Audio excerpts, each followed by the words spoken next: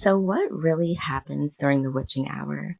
Because 2 or 3 o'clock in the morning can actually be a really interesting time. Sometimes I'll wake up and I'm just awake, and if my mind is working, I'll use that time. I might research something, brainstorm, read, listen to something, or start working through an idea that's been sitting in my head. And I think there's something really interesting about those hours in particular because there isn't much competing for your attention. You have this little pocket of time that most people aren't really doing anything with, and you can decide what that time is going to become. That's really what I mean when I talk about bending time. Not literally creating more hours. It's about changing what you do with the hours that you already have. And one of the easiest way to do that is habit stacking. I do this all the time. I have a walking pad in my room and I'll just get on it and walk while I'm talking to my little AI assistant. So I'm getting moving, I'm thinking out loud, I'm asking questions, brainstorming, I'm developing ideas. Sometimes I'm creating something that I'm going to use later. The walk still takes the same amount of time. I'm just using that time for more than one thing. And you can do this with really any ordinary part of your day. If you're driving, listen to an audiobook. If you're cleaning, listen to something you've been wanting to learn. If you're walking, brainstorm. If you're getting ready, listen to something or think through what you need to accomplish. You don't need to stack everything. Just some things actually do deserve your full attention, but there are plenty of things we're already doing where our minds are available for something else. That's one way you can start getting more out of your time that you're already spending. Another thing that I do, I use timers and stopwatches so much.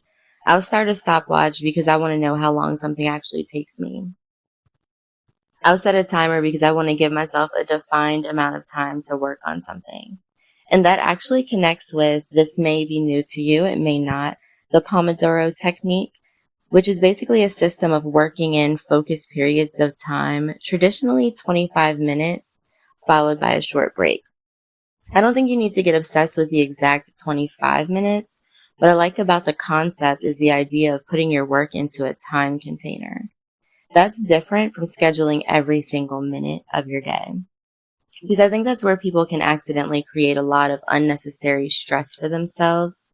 You make this beautiful schedule where you're supposed to be doing exactly one thing at 9 o'clock, another thing at 9:45, another thing at 10:30, and then real life happens. Something takes longer, something takes less time, your energy changes. You get really focused on something and don't want to stop. Something unexpected comes up, and now you're behind your own schedule trying to catch up to a plan that you created for yourself. I prefer having blocks of time with a general purpose. This is my morning block. This is my work block. This is my creative block.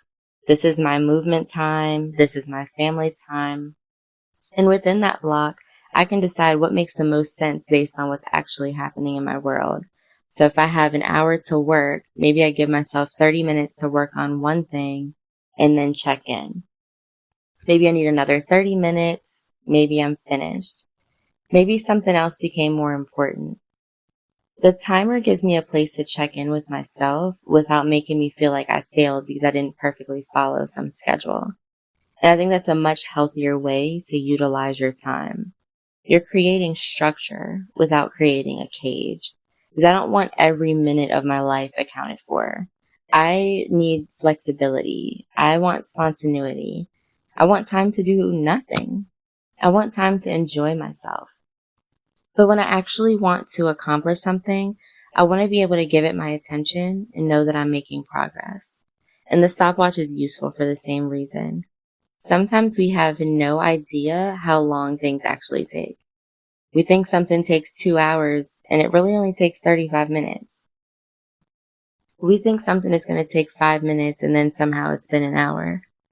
Once you start actually paying attention to that, you learn your own patterns. And then you can create more realistic time containers. If you know something usually takes you 40 minutes, give it a 45-minute block. You don't need to schedule your entire day down to the minute. You just need to know what you're trying to get done during that period of time. And this is where I think the whole idea of bending time starts becoming bigger than just productivity. Because I don't want us to think about time as this thing that's constantly chasing us. I also don't want us to think about distance that way. I think sometimes we let time and distance become psychological barriers before they've actually become practical barriers.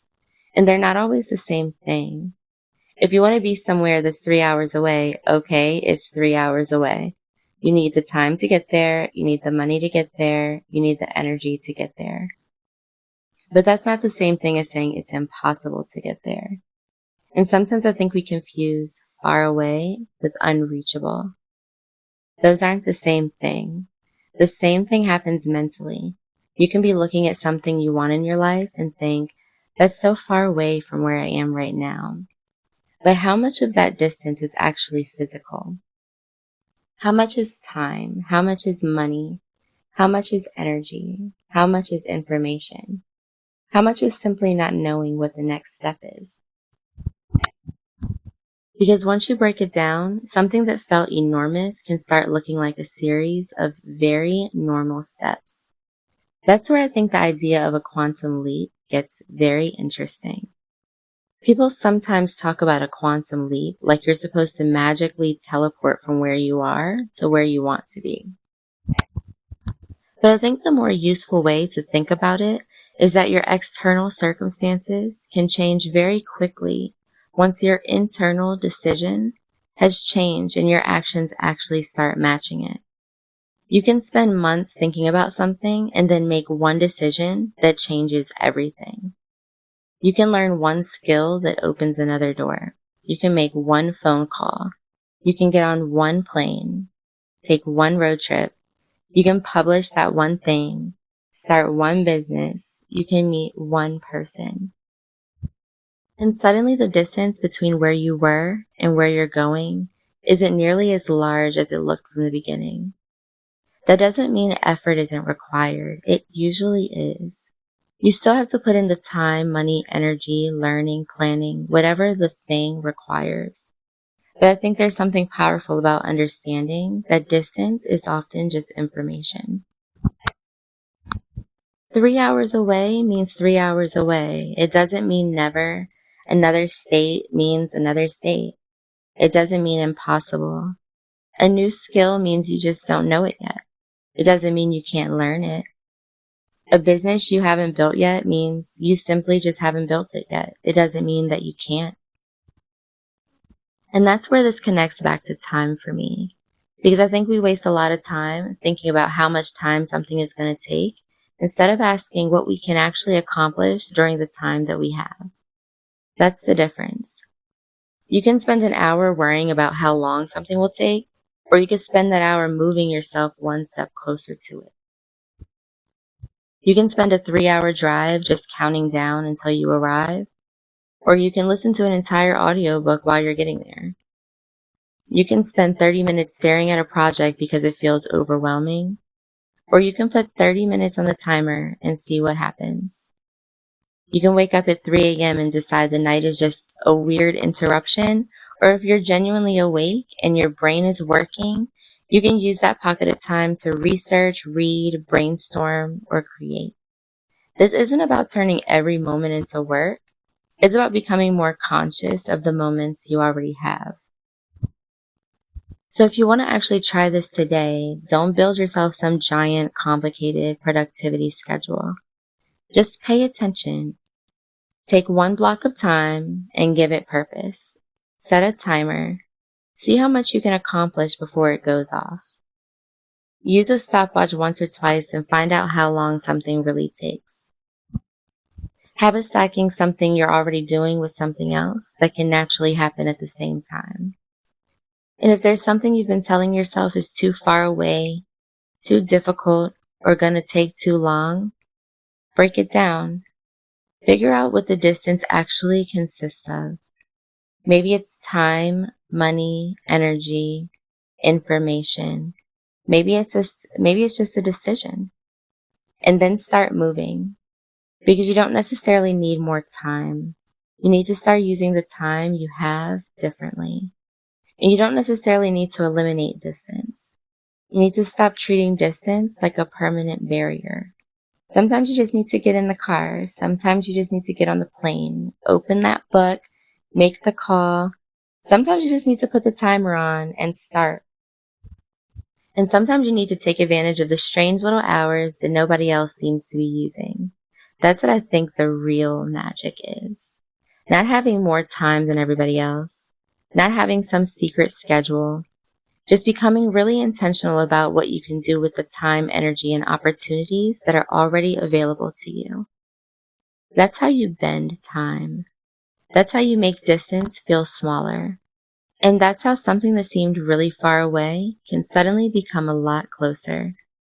If you want the notes from this episode and more of the conversations I'm having about time, money, business, and building a life that actually works for you, click the link in the description and come on over to the Rich Mommy's desk. I'll see you there.